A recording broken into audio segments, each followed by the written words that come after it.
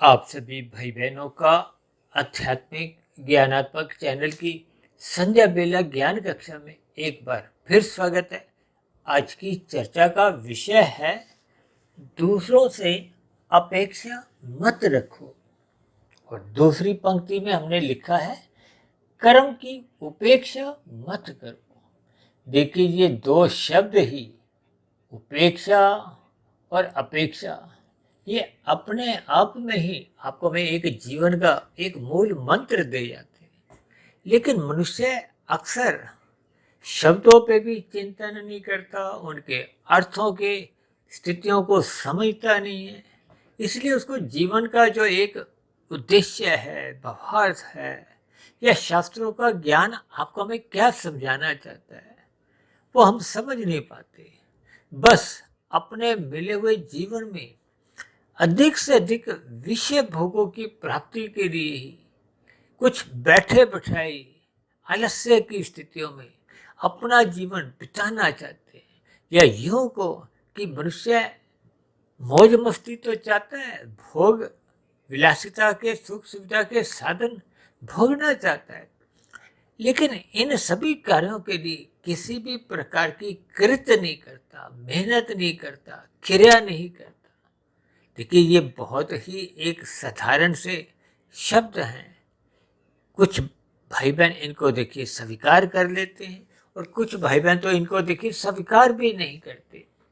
ये सभी स्थितियां आपके हमारे जीवन में विशेष रूप से देखिए कलयुग की स्थितियों में, जहाँ मनुष्यों के देखिए भोग अमर्यादित होते जा रहे हैं।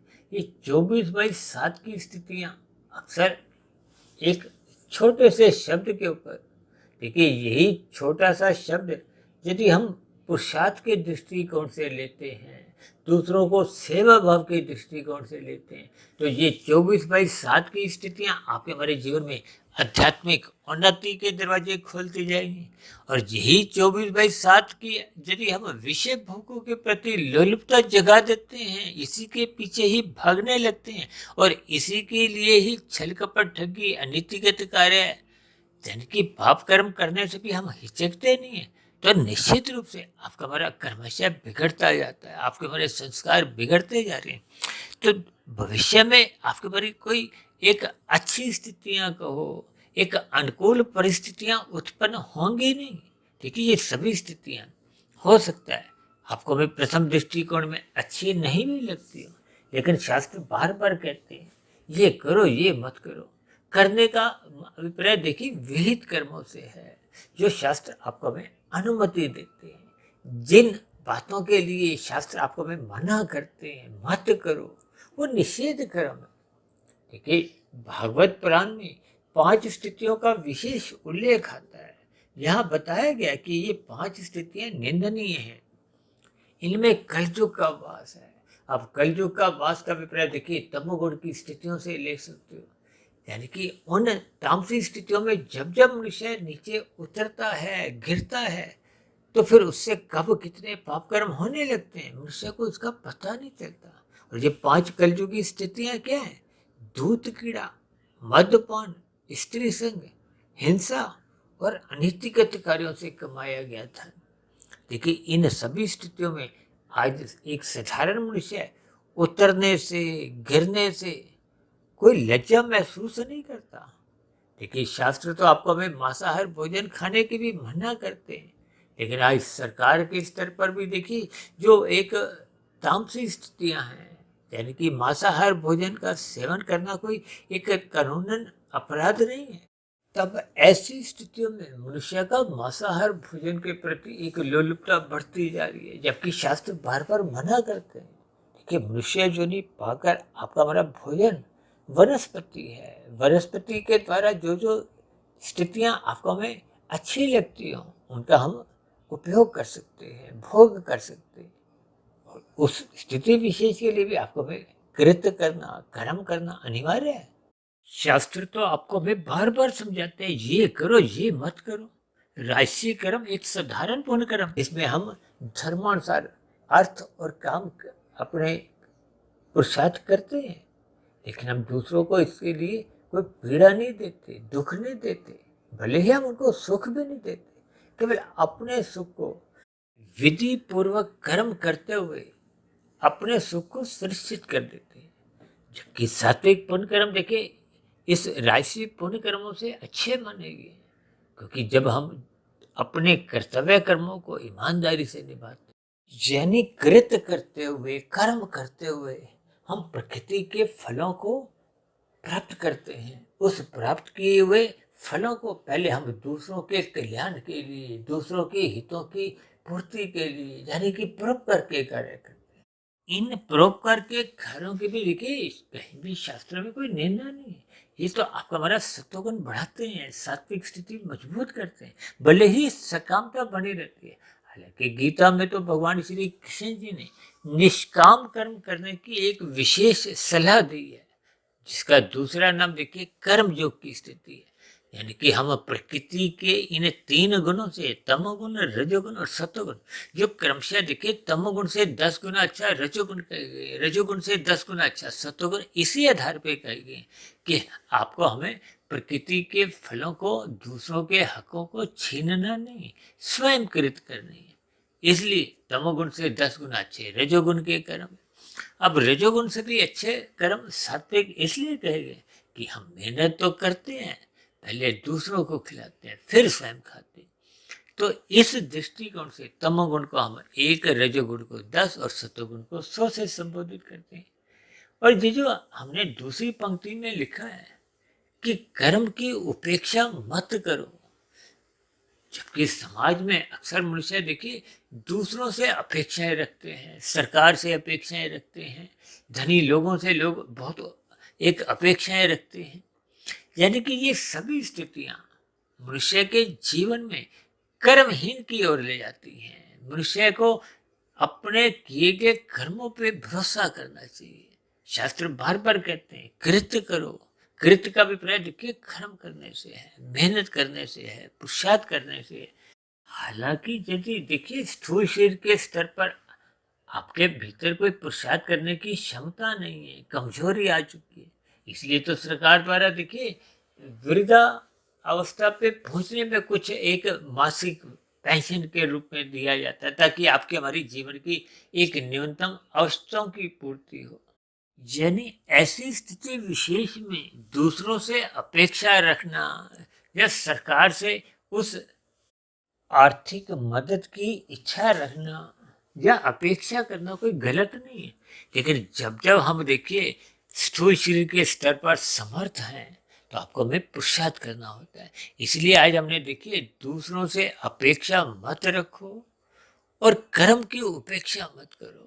उपेक्षा का अभिप्राय देखिए एक उदासीनता की स्थितियों से है, जब जब हम कृत्य करते नहीं है। देखिए आज कितने ऐसे लोग हैं जो मौज मस्ती में अपना जीवन बिताना चाहते हैं। इसके अभिप्राय क्या है कि मनुष्य बिना कर्म किए प्रकृति के फलों को जब भोगने की सोचता है, तब ऐसी स्थिति विशेष में या तो मनुष्य देखिए दूसरों से अपेक्षा रखता है, चाहे वो धनी लोगों से हो, चाहे वो सरकार से हो, या किसी भी अन्य प्रकार की कुछ अपेक्षाएं होती हैं। और कभी कभी ये अपेक्षा ही देखिए मनुष्य के मन बुद्धि के स्तर पर एक हेरा फेरी की स्थितियां बना देती है। मनुष्य छोटे रास्तों का इस्तेमाल करता हुआ प्रकृति के पदार्थों को भोगने के लिए अधिक से अधिक पाप कर्म करने लगता है। छल कपट ठगी अनीतिगत कार्य करता हुआ धन का संग्रह करता है। उस किए गए धन के संग्रह से ही वो प्रकृति के सुखों को भोगना चाहता है। इन सभी स्थितियों की देखिए शास्त्र मना करते हैं। इसलिए तो हमने दूसरी पंक्ति में एक विशेष स्तर पर लिखा है कि कर्मों की उपेक्षा मत करो। आप भाई बहनों को हो सकता है याद हो, कुछ दिन पहले हमने देखी एक फ्री के ऊपर भी कुछ एक वीडियो बनाया था। देखिए सरकार द्वारा कुछ ऐसे लुभावने कुछ स्थितियों द्वारा कुछ वोट की राजनीति में कुछ एक मुफ्त की एक स्थितियां उपलब्ध करवाई जाती है। ये भी देखिए लगभग उसी एक वर्ग में ही गिनी जाती है कि बिना कृत के हम जो कर फल खाते हैं। इसी तरह देखिए कुछ लोग सरकारी संपत्ति को ही अपना मान लेते हैं, उसका दुरुपयोग करते हैं, या अपने ही घर के इस्तेमाल के लिए सरकारी पदार्थों को घर पे ले आते हैं। देखिए ये सभी स्थितियां आपको कर्मबद्ध तरीके से ज्ञान पूर्वक समझनी होगी, क्योंकि शास्त्रों में कर्मफल सिद्धांत द्वारा इन सभी स्थितियों पर एक साधारण स्तर पर ही प्रकाश डाला जाता है। देखिए अलग अलग युगों में आपकी हमारी स्थितियां, हमारे विचार बदलने लगते हैं, जिसके फलस्वरूप देखिए इन सभी स्थितियों का यानी कि कर्मफल सिद्धांत की स्थितियों की आपको में भावार्थ स्वयं ही समझने होंगे, और इन सभी मुफ्त की स्थितियों से भी बचना होगा।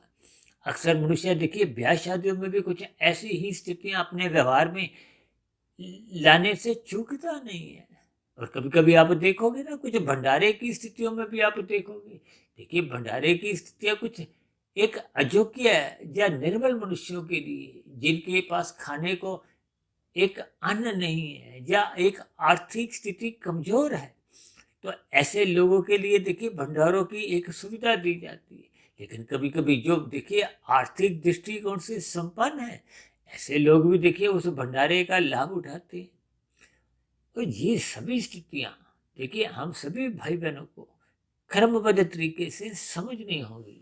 इसीलिए हमने देखिए ऊपर एक रंगीन शब्दों द्वारा कि एक राजसी स्थितियां, उसके लिए आपको में कर्म करना है, यानी कि दूसरों से अपेक्षा नहीं रखनी, चाहे वो सरकार हो, धनी लोग हो।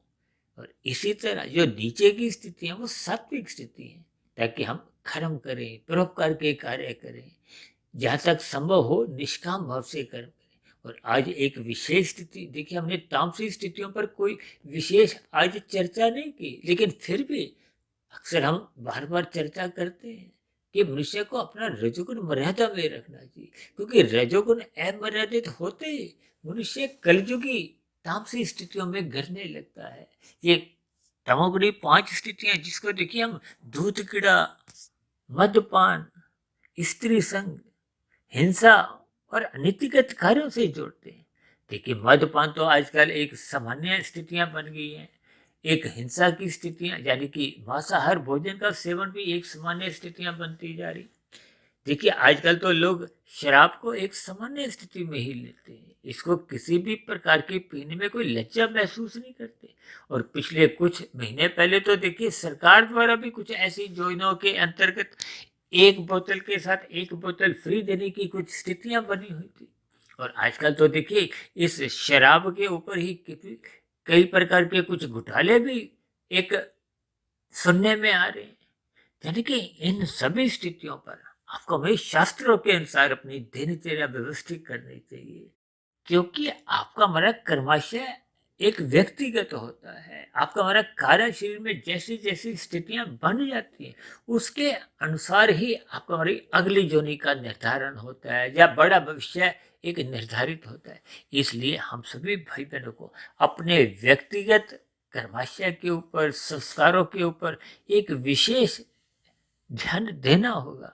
इसलिए हमने आज की वीडियो में देखिए राजसी और सात्विक स्थितियों का एक विशेष प्रकाश डाला है, और तामसिक स्थितियों के बचने की एक आपसे विनती की है, ताकि हम सभी भाई बहनों का कर्माशय बिगड़े नहीं, और जहाँ तक संभव हो सके हम अपनी सात्विक स्थिति मजबूत करते हुए अपनी आध्यात्मिक उन्नति के दरवाजे क्रमशः खोलते जाएं, ताकि हम सभी भाई बहनों का मिला हुआ जीवन सफल हो, सार्थक हो।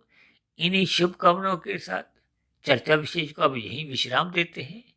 कल सुबह फिर मिलते हैं ब्रह्म मुहूर्त ज्ञान उपदेश कक्षा में।